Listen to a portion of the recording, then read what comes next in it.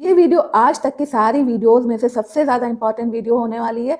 और जैसा कि मैंने आपको 40 दिन की जो स्ट्रेटजी बताई थी कि किस तरह से आपको अपना लास्ट 40 दिन अपना यूटिलाइज करना है, तो उसमें मैंने बताया था कि किस तरह से आपको स्मार्ट वर्क करना है, ना कि हार्ड वर्क के पीछे भागना है।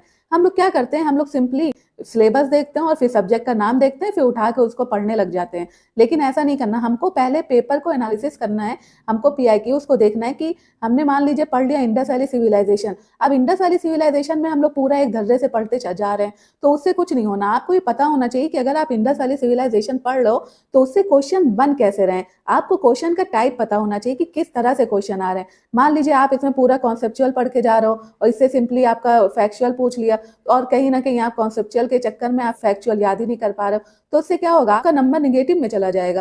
तो आपको सिंपली पता होना चाहिए कि इंडस वैली सिविलाइजेशन से किस तरह के क्वेश्चन आ रहे हैं, वैदिक एज से किस तरह के क्वेश्चन आ रहे हैं, मौर्य एम्पायर और आपका गुप्ता एम्पायर इससे किस तरह के क्वेश्चन आ रहे हैं। तो ये जब आपको पता होगा ना, तो फिर आपको कोई नहीं रोक सकता कोई भी एग्जाम को क्रैक करने से।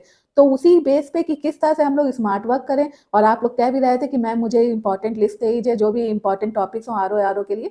तो आपके कहने पे मैंने फिर से थोड़ी मेहनत करी, मैंने पीआईक्यूज उठाए 8-10 साल के, और फिर उससे मैंने देखा, और उससे ये जो 75 टॉपिक्स हैं, ये मुझे समझ में आया कि सबसे ज्यादा क्वेश्चन जो है वो इसी से बन रहे हैं। तो सिंपली अगर आप ये चाहो कि आप पूरे 200 के 200 क्वेश्चन अटेम्प्ट कर लो, तो ये तो पॉसिबल नहीं है। आपका टारगेट होना चाहिए कि आपको 135 प्लस नंबर आपको लेकर आना है। अब 135 प्लस नंबर कैसे आ रहा है, ये मैंने आपको लास्ट के वीडियो में बताया था। आज भी आप देख लो कि आपको हिंदी पे फोकस करना है, करंट अफेयर्स पे करना है, फिर आपका इकोनॉमी में बजट और इकोनॉमिक सर्वे आपको वो देख लेना है, सेंसस देख लेना है, एग्रीकल्चर, मिनरल, ये सब एक एक दिन के टॉपिक हैं। और सबसे पहले आपको जीएस में शुरू करना है, रीजनिंग से, फिर आपका ज्योग्राफी से, उसके बाद पॉलिटी से। तो इस तरह से आप अपना शेड्यूल बना सकते हैं और आराम से आप उसमें 135 नंबर ला सकते हैं। तो ये आपके लिए बहुत ज़्यादा वीडियो इंपॉर्टेंट होने वाला है। तो अगर आपको भी आर ओ क्रैक करना है तो लास्ट तक वीडियो में बने रहिए। हाँ, अगर आपको इसकी पीडीएफ चाहिए तो टेलीग्राम चैनल आप मेरा ज्वाइन कर सकते हैं। टेलीग्राम की लिंक ऑलरेडी डिस्क्रिप्शन बॉक्स में है, तो वहाँ से आप टेलीग्राम को ज्वाइन करके इस लिस्ट को मैं वहाँ पे शेयर कर दूंगी, तो आप वहाँ से डाउनलोड कर सकते हैं। और सिंपली आपको कुछ नहीं करना है, इसको प्रिंट निकलवा लीजिए और सामने अपने वॉल पे पेस्ट कर लीजिए। जो जो टॉपिक आपका होता जाए आप उसको सिंपली टिक करते जाइए। बाकी अगर आपको नोट्स चाहिए, जिसमें कि मैंने ऑलरेडी घटनाचक्र, ल्यूसेंट और स्टैंडर्ड बुक कवर किया है, जैसे आपका ये पॉलिटी आप देख रहे हो, तो इसमें ऑलरेडी मैंने लक्ष्मीकांत, ल्यूसेंट और घटनाचक्र को कवर किया है। तो आप सिंपली पॉलिटी के नोट्स चाहिए, modern history, Asian, medieval, environment, geography, science, कोई भी नोट्स चाहिए सिवाय इकोनॉमी के, क्योंकि अभी इकोनॉमी मैंने नहीं बनाया, तो आप जाके सिंपली उसके नोट्स ले सकते हैं। प्लस यूपी बजट का भी नोट्स है और करंट अफेयर्स का भी नोट्स है, तो आप वहां से जाकर इसको ले सकते हैं। इसके लिए आपको सिंपली जाके व्हाट्सएप पे मैसेज करना होगा और आपको ये नोट्स मिल जाएंगे। और हाँ, टेलीग्राम चैनल आप जरूर ज्वाइन कर लीजिएगा। तो चलिए देखते हैं सबसे पहले हम हिस्ट्री में कि क्या क्या इंपॉर्टेंट है। तो अगर मैं हिस्ट्री की बात करूं तो हिस्ट्री में सबसे ज्यादा आपका जो इंपॉर्टेंट है, इंडस वैली सिविलाइजेशन। अब इससे क्वेश्चन बनते कैसे हैं, आपको पता होना चाहिए कि इसकी लोकेशन क्या है और यहाँ पे क्या आपका मिला था, ये आपको पता होना चाहिए। और आपको ये भी पता होना चाहिए कि यूपी में जो है इंडस वैली सिविलाइजेशन की कौन कौन सी साइट देखने को मिलती है। बस ये तीनों आपको एकदम रट लेना है इंडस वैली सिविलाइजेशन में। इसके अलावा आपको और ज्यादा कुछ पढ़ने की जरूरत नहीं है। हाँ, आप एक सिंपल रीडिंग ले सकते हो, लेकिन जो आपसे क्वेश्चन जो अभी तक सबसे ज्यादा बन रहे हैं वो लोकेशन से बन रहे हैं, वहां पे क्या मिला वो बन रहा है, यूपी में कौन कौन सी साइट है उससे क्वेश्चन बन रहे हैं। फिर हम देखेंगे महाजनपद के बारे में। इसमें आपको 16 के 16 महाजनपद, उनकी कैपिटल याद होनी चाहिए। वैदिक एज के बारे में आपको पता होना चाहिए कि लेटर वैदिक पीरियड क्या होता है और किस तरह की वहाँ का ऑक्यूपेशन था, वहाँ पे कौन किस तरह का रिलीजन चल रहा था। तो इस तरह से आपको पता होना चाहिए। सेम आपका बुद्धिज्म और जैनिज्म, इसमें जो आपकी मीटिंग है वो मोस्ट इंपॉर्टेंट है, तो आप उसको देख लीजिएगा। जो इसमें सिंबल होते हैं वो भी इंपॉर्टेंट होते हैं, आप उनको देख लीजिएगा। उसके बाद आता है गुप्ता एम्पायर और मौर्य एम्पायर। इसमें आपका जो आर्किटेक्चर है उससे बहुत क्वेश्चन बनते हैं, एडमिनिस्ट्रेशन से बनते हैं, तो ये आपको पता होना चाहिए कि क्या क्या चीजें इसमें पूछी जा रही हैं। फिर है ट्रेवलर और किंग, इसमें डायरेक्टली यही पूछा जाएगा कि ये जो ट्रेवलर हैं वो आए थे तो किसके शासनकाल में आए थे। तो इस तरह से जो है आपको इन चीजों का पता होना चाहिए, आपको ऐसे टॉपिक को क्लियर करना है। तो ये था आपका एशियंट हिस्ट्री का। उसके बाद मिडीवल हिस्ट्री में आपको दिल्ली सल्तनत जरूर पढ़ना है, क्योंकि ये आपके लिए मोस्ट इंपॉर्टेंट हो जाती है, दिल्ली सल्तनत। तो इसमें आपको क्या पढ़ना है, आपको क्रोनोलॉजी पढ़नी है कि कौन सा जो राजा था वो पहले, जैसे आर ओ का जो लास्ट पेपर आप देखोगे जो कि लीक हो गया, उसी में पूछा था कि जो सैयद डायनेस्टी है, या शायद सैयद डायनेस्टी है, खिलजी डायनेस्टी से पूछा था कि मतलब कौन पहले बना राजा, कौन बाद में बना, क्रोनोलॉजिकल ऑर्डर दिया था। तो आपको उसी तरह से क्रोनोलॉजी याद करने की, कौन कब बना राजा और उनके कंटेम्प्रेरी कौन चल रहे थे, आपको ये भी पता होना चाहिए। बुक्स किसने लिखी, उसके ऑथर कौन है, किसके शासनकाल में वो बुक लिखी गई, ये भी आपको पता होना चाहिए। एडमिनिस्ट्रेशन क्या था उस टाइम पे, मार्केट रिफॉर्म्स कैसे थी, कौन मार्केट रिफॉर्म लेकर आया, वहाँ पे जो बिल्डिंग बनी थी, जो फोर्ट बना था, उसको बनाने वाला कौन था, किसके लिए बना था, तो ये चीज़ आपको पता होनी चाहिए। उसके बाद आपका मुगल एम्पायर, जो कि मोस्ट इंपॉर्टेंट है, इसमें आपको पढ़ना है, क्रोनोलॉजी पढ़नी है, बुक्स ऑथर पढ़ना है, एडमिनिस्ट्रेशन के बारे में पढ़ना है, जो बिल्डिंग ऑफ फोर्ट्स बने उसके बारे में, ट्रेवलर्स के बारे में पढ़ना है, पोएट के बारे में पढ़ना है कि किस राजा के दरबार में कौन से पोएट्स रहते थे। तो ये सब आपको पढ़ लेना। उसके बाद हम देख लेंगे अपना मोस्ट इंपॉर्टेंट टॉपिक, जो कि मॉडर्न हिस्ट्री। तो मॉडर्न हिस्ट्री से आपके जो इंपॉर्टेंट टॉपिक है वो है इंपॉर्टेंट वार। इंपॉर्टेंट वार मतलब कि जो भी लड़ाइयाँ हुई थी, तो उसमें आपको सिंपल सा याद करना है कि कब हुई थी, क्यों हुई थी और किसके बीच में हुई थी, और उसको लीड करने वाले कौन थे। ये 4 क्वेश्चन आपको याद करना है, यानी आपकी कब हुई थी, क्यों हुई थी और किनके बीच में हुई थी, ठीक है। और हाँ, एक चीज़ आप और देख लीजिए कि अगर उससे कोई ट्रीटी निकल के आ रही है, उसका आउटकम क्या हो रहा है, तो वो भी आपको पता होना चाहिए, क्योंकि ट्रीटी से क्वेश्चन आपके बनते हैं। फिर आपका एडवेंट ऑफ यूरोपियन, इसमें आपको सिंपली ये देख लेना है, क्रोनोलॉजी देख लेना है, किस तरह से कैप्चर किया वो देख लेना है, और इनकी फैक्ट्री कहाँ कहाँ पे बनी, फर्स्ट की फैक्ट्री कहाँ बनी, ये देख लेना है। मराठा में भी आपको क्रोनोलॉजी देखना है कि जो लड़ाई है वो किसके किसके साथ में हुई, कब हुई, रीजन क्या था, ट्रीटी क्या थी, ब्रिटिशर्स के साथ में हुई, मुगल्स के साथ में हुई, तो वो। अब लेटर मुगल का अगर आप देखो तो लेटर मुगल का 2000 जो अभी आर का पेपर आया था, उसमें भी क्वेश्चन पूछा था क्रोनोलॉजी का, तो इनकी क्रोनोलॉजी देख लीजिए। कुछ निक नेम दिया गया था, तो आप निक नेम इनका देख लीजिए कि किस राजा को निक नेम दिया गया था। अब 1857 की क्रांति, 1857 की क्रांति में आपको रीजन तो बहुत ही ऑब्वियस है, सबको पता है, तो आपको रीजन पता होना चाहिए। फिर आपको ये पता होना चाहिए कि किस जगह से कौन सा लीडर जो है वो इस क्रांति को लीड कर रहा था। तो ये सिर्फ आपको इंडिया नहीं बल्कि यूपी पे आपको खासकर फोकस करना है कि यूपी में कौन कौन कहाँ से क्रांति को लीड कर रहा था। फिर पीजेंट और ट्राइबल मूवमेंट, इसमें भी आपको सेम करना है कि कब हुई थी, कहाँ हुई थी और क्यों हुई थी, इतना आपको पता करना है। फिर सोशल रिफॉर्म्स, इसमें आपको जो भी ऑर्गेनाइजेशंस बनी थी आपको वो देखना है, उस ऑर्गेनाइजेशन से जुड़े जो भी लोग थे आपको उनको याद करना है, और साथ ही साथ उसका एम क्या था, उस ऑर्गेनाइजेशन का पर्पस क्या था, आपको ये देखना है। फिर बुक्स और एक्ट, आपको बुक्स देख लेनी है कौन सी बुक किसने लिखी, और आपको एक्ट देख लेना है कि जैसे 1909 में क्या हुआ, 1947 में क्या हुआ। उसके बाद जो मोस्ट इंपॉर्टेंट एरा आ जाता है वो होता है 1885 से 1947 में। आपको गांधीयन एरा पूरा देखना है कि गांधी जी जब इंडिया में आए तो उसके बाद से लेकर लास्ट तक क्या क्या चीज़ें उनके टाइम पे हुई। इंडियन नेशनल कांग्रेस का आपको पूरा पढ़ना है, उसके फॉर्मेशन से लेकर लास्ट तक। फिर मूवमेंट और इवेंट्स जो भी इस टाइम पे हुए आपको वो देखना है, और रेवोल्यूशनरीज आपको देखना है, जो यहाँ पे क्रांतिकारी थे आपको उनके बारे में पता होना चाहिए। जैसे क्वेश्चन आ गया था कि अशफाक उल्लाह खान यूपी के किस डिस्ट्रिक्ट से बिलोंग करते हैं, तो इस तरह के क्वेश्चन आके बनते हैं, तो आपको ये भी देख लेना है। तो ये आपका हो जाता है कि किस तरह से आपको हिस्ट्री को कवर करना है। अब हम बात कर लेते हैं ज्योग्राफी, जो कि सबसे ज्यादा वेटेज रखता है क्वेश्चन में। तो इसमें आपको इंडिया का एरिया देखना है कि उसकी लैटिट्यूडनल लॉन्गिट्यूडनल एक्सटेंशन क्या है, tropic of cancer, time zone, bordering countries कौन कौन सी है। जैसे आपने अभी देखा कि इंडिया का जो क्षेत्रफल है वो इस टाइम बढ़ रहा है, तो आप वो करंट अफेयर्स का है, लेकिन आप उसमें अपने नोट्स में इसको स्टैटिक में भी लिख लीजिए। फिर मैपिंग में आप देख लीजिए आपका जो प्लेन है, प्लेशियो है, माउंटेन्स है, कोस्टल प्लेन है, रिवर है, पासेस है, नेशनल पार्क है, आइलैंड है, तो आपको इसके बारे में देख लेना है। फिर ट्राइब्स आपको वर्ल्ड, इंडिया और यूपी तीनों की देखनी है। मानसून के बारे में आपको पता होना चाहिए। सॉयल टाइप, सॉयल क्या है, सॉयल टाइप्स क्या कैसे होते हैं, कहाँ पे कौन सी सॉयल मिलती है, उस सॉयल में कौन कौन सी आप खेती कर सकते हैं। फिर फॉरेस्ट टाइप आपको पता होना चाहिए, फॉरेस्ट रिपोर्ट जो आपकी आई है ISFR, आपको वो पता होना चाहिए। फिर आपका मोस्ट इंपॉर्टेंट है minerals, mines, industry, agriculture, energy, इसके बारे में होना चाहिए। सोलर सिस्टम सबको पता है, लेकिन तब भी आप एक बार इसको रिवाइज कर लीजिए, कौन सा प्लेनेट किससे बड़ा है और कौन किससे बना है। तो इस तरह से आपका कैंसर, कैप्रिकॉर्न, इक्वेटर, तो इसको कौन कौन सी कंट्री जो है, किस किस कंट्री से ये तीनों लाइन जो है गुजरती है। रॉक और उसके टाइप, वॉल्केनोज, कहाँ कौन सी कंट्री में कौन से वॉल्केनो पाए जाते हैं। अर्थक्वेक में जो आपकी वेव टाइप होती है, जैसे आपका एस वेव हो गया, पी वेव्स हो गया, तो ये आपको पता होना चाहिए। और कंट्री और कैपिटल, ये सब आपका मैपिंग का पार्ट है। लेकिन ये चीज़ें अगर आप पकड़ लोगे ना, तो फिर ज्योग्राफी में अगर 20 से 22 क्वेश्चन बन रहे हैं, तो आप आराम से 18 से 19 क्वेश्चन के बीच में आ जाओगे। फिर आपका जो नेक्स्ट है वो है आपका सीज, जिसमें आपको जो मोस्ट इंपॉर्टेंट है सी होती है वो होती है आपका ब्लैक सी, मेडिटेरियन सी, डेड सी, अराल सी, कैस्पियन सी। और रेड सी तो इस टाइम बहुत ज़्यादा न्यूज़ में चल रही थी एक टाइम पे, तो आप इसको ज़रूर देख लीजिएगा, ज़रूर आपको पता होना चाहिए।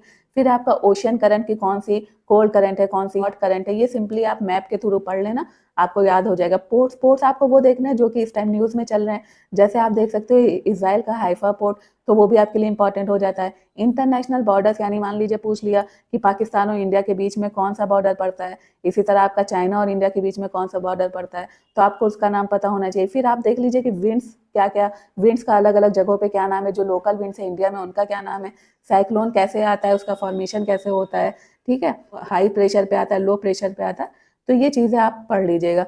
फिर एनवायरनमेंट में आपको बहुत नहीं पढ़ना, बस आप इकोलॉजी, जो कि आपका इंपॉर्टेंट है, इसमें आपको पता होना चाहिए कि इकोलॉजी का जो टर्म है वो किसने दिया था, और इकोसिस्टम के बारे में आप डेफिनेशन देख लेना, बायोडाइवर्सिटी के बारे में पढ़ लेना। फिर जो इंपॉर्टेंट है, जिससे सबसे ज़्यादा क्वेश्चन बनते हैं, वो आपका है convention acts, national park, biosphere reserve, Ramsar site. और अब क्वेश्चन का ट्रेंड थोड़ा बदला है, जिसमें सस्टेनेबल डेवलपमेंट गोल को मैचिंग के फॉर्म में दे देते हैं, बोल देते हैं कि ये सस्टेनेबल डेवलपमेंट गोल को उनके नंबर के साथ मिलाओ, कि अरे गोल 10 में किसके बारे में बात हो रही है, गोल 13 में किसके बारे में बात हो रही है। अगर आपको पता है तो आप बताएं कि गोल जो है आपका 10 और गोल 13 ये किसके बारे में बात करता है, ये आप कमेंट में करिएगा। उसके बाद हम देखें कि साइंस में आपको क्या करना है। साइंस के भी 3 पार्ट होते हैं, फिजिक्स, केमिस्ट्री, बायो। जिसमें फिजिक्स में आपको यूनिट पढ़ना है, जो मेजरमेंट इंस्ट्रूमेंट होते हैं वो पढ़ना है। अप्लाइड जो फिजिक्स होती है, जैसे सरफेस टेंशन क्या है, और जो स्काई का जो कलर है वो नीला क्यों है, तो ये सब रीजन पता होना चाहिए। Conductor, semi conductor, light, sound, mirror, और फिर आपका हो गया न्यूक्लियर फिजिक्स आपको पता होना चाहिए। स्पेस टेक्नोलॉजी में आपको करंट अफेयर से रिलेटेड चीज़ें हैं वो पता होनी चाहिए। इसमें मोस्टली जो इसरो और DRDO का जो मिशन है आप उसको देख लीजिएगा, वो सबसे ज़्यादा होता है, और कौन से साइंटिस्ट ने किस चीज़ का इन्वेंशन किया। और ये जो है इन्वेंशन वाला, और जो आपका बाकी ये लाइट, साउंड, मिरर है, तो ये सब आप PIQs देखेंगे तो आपको समझ में आ जाएगा कि किस तरह से क्वेश्चन इसमें पूछे जा रहे हैं। केमिस्ट्री में भी आपका फिजिकल और केमिकल चेंज के बारे में ज़्यादा पूछा जाता है। उसके बाद जो पूछा जाता है वो एसिड, बेसिस और सॉल्ट के बारे में पूछा जाता है। तो ये भी आप PIQs से देख के समझ जाएंगे कि किस तरह के क्वेश्चन किससे पूछे जा रहे हैं, तो उसी तरह से आप उनसे पढ़िएगा। फिर हम बात करेंगे बायोलॉजी की। तो बायोलॉजी में आपका सेल स्ट्रक्चर, फंक्शन के बारे में पढ़ना है। किस वाइटामिन की कमी से कौन सी बीमारी होती है, तो उसके सोर्स क्या क्या है ये आपको पता होना चाहिए।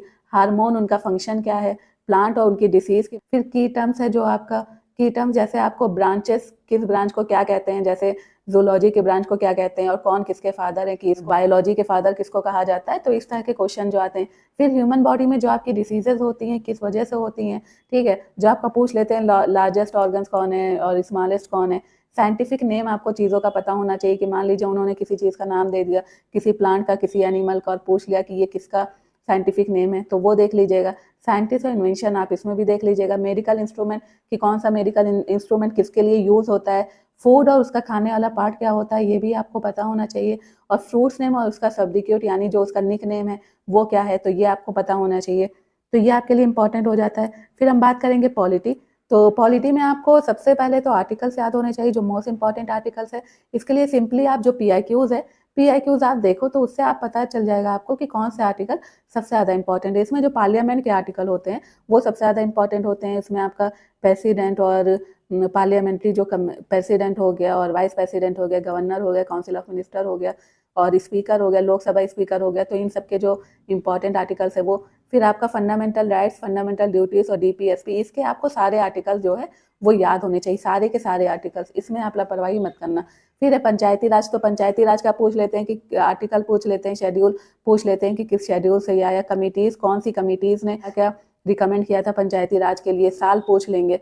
और उसके बाद है आपका प्रियम्बल, सिटीजनशिप हो गया, पार्ट्स हो गया, शेड्यूल हो गया, एक्ट हो गया, अमेंडमेंट हो गया, सोर्सेज हो गया, कि कौन सा पार्ट कहाँ से लिया गया, फीचर्स हो गया, पार्लियामेंट हो गया, स्टेट लेजिस्लेचर, यूनियन और स्टेट में पूछ लेंगे आपका PM, CM और प्रेसिडेंट, वाइस प्रेसिडेंट, गवर्नर। फिर कॉन्स्टिट्यूशनल और नॉन कॉन्स्टिट्यूशनल जो बॉडी होती है, election commission of India, state commission of India, और उसके बाद आपका नेशनल ह्यूमन राइट्स इस कमीशन, और फिर है आपका जुडिशरी यानी supreme court, high court, parliamentary committee. इसमें सिंपल सा पूछ लेते हैं कि कौन, मतलब किसका ये काम क्या करती है, और दूसरे इसमें जो मेंबर हैं वो कौन कौन से हैं, मतलब मेंबर हैं वो राज्यसभा से कितने लिए जाते हैं, लोकसभा से कितने लिए जाते हैं, ये आपसे पूछेगा। हिस्टोरिकल बैकग्राउंड आपको अब तक याद हो ही चुका होगा, और कॉन्स्टिट्यूशन बना कैसे, उसमें कौन कौन सी कमेटी होती है, जैसे ड्राफ्ट कमेटी है उससे क्वेश्चन बनते हैं, तो उसके साथों जो मेंबर हैं वो आपको याद होना चाहिए। तो ये मोस्ट इंपॉर्टेंट टॉपिक्स है जो कि आपके क्वेश्चन, जिससे कि आपके एग्जाम में क्वेश्चन बन सकते हैं। फिर उसके बाद हम बात करेंगे यूपी स्पेशल की। तो इसमें चीफ मिनिस्टर और गवर्नर के बारे में पता होना चाहिए, जो इंपॉर्टेंट पॉलिसीज चल रही है वो आपको पता होना चाहिए। फिर है कल्चरल हेरिटेज। यहाँ पे आपका डांस, म्यूजिक, फेयर, फेस्टिवल कहाँ पे लगता है, ठीक है, सबसे ज़्यादा मेले कहाँ पे लगे, ये आपको पता होना चाहिए। यूपी में जो भी हिस्टोरिकल मॉन्यूमेंट्स हैं और जो भी टेम्पल्स, रिवर, क्रॉप्स है, वो आपको पता होना चाहिए। स्टेट बजट जो 2025 का है, मैंने इसका नोट्स बनाया है, स्टेट बजट, यूपी बजट का 2025-26 का, तो उसमें मैंने सारे पॉइंट कवर किए हैं। इवन मैंने स्टैटिक भी उसका कवर किया है, जिससे कि आपके डायरेक्ट क्वेश्चन बन सकते हैं, तो आप सिंपली उससे पढ़ लेना, उसके अलावा आपको कुछ पढ़ने की ज़रूरत नहीं है। फिर डिस्ट्रिक्ट वाइज़ जो स्कीम है, जैसे 1 डिस्ट्रिक्ट 1 प्रोडक्ट हो गया, आपका इंडस्ट्रियल कॉरिडोर्स आ गए, 1 ज़िला 1 खेल, है ना? तो इस तरह से आप इन चीज़ों को देख लीजिएगा। फिर हम बात करेंगे रीज़निंग की। रीज़निंग में बहुत ज़्यादा इंपॉर्टेंट रोल प्ले करता है हमारे एग्ज़ाम में। तो रीज़निंग को हम देख लेते हैं। तो रीज़निंग में आपका सीरीज़ से क्वेश्चन बनता है, जैसे अल्फ़ाबेटिकल सीरीज़ हो गया, नंबर सीरीज़ हो गया, मिक्स सीरीज़ हो गया। उसी तरह रैंकिंग से क्वेश्चन बन जाता है कि मान लीजिए ऊपर से ये यहाँ इस इतने नंबर पे, नीचे से इतने नंबर पे, तो वो टोटल, तो वो किस नंबर पे आ रहा है, किस रैंक पे आ रहा है, तो इस तरह से क्वेश्चन बनेगा। ब्लड रिलेशन में आपसे पूछ लेंगे कि मेरे फूफा सामने जो फ़ोटो में लड़का है, मैं तो जो फ़ोटो में लड़का है उसका जो लड़की उसके बारे में बता रही है उसका उससे क्या रिलेशन है, इस तरह से। वेन डायग्राम में पूछ लेंगे कि सारे जो सारी कैट जो हैं मतलब पूछ लेंगे कि सारी कैट्स जो हैं वो डॉग्स हैं और सारे डॉग्स जो हैं वो हॉर्स हैं, तो इस तरह से वेन डायग्राम का क्वेश्चन बनता है, तो ये भी आपके लिए इंपॉर्टेंट है और इससे क्वेश्चन बनते ही बनता है। फिर है डायरेक्शन, इससे 1 से 2 क्वेश्चन तो आपका हर हाल में आता है, तो इसको नहीं भूलना। कोडिंग डिकोडिंग आपका बहुत ज़्यादा इंपॉर्टेंट है।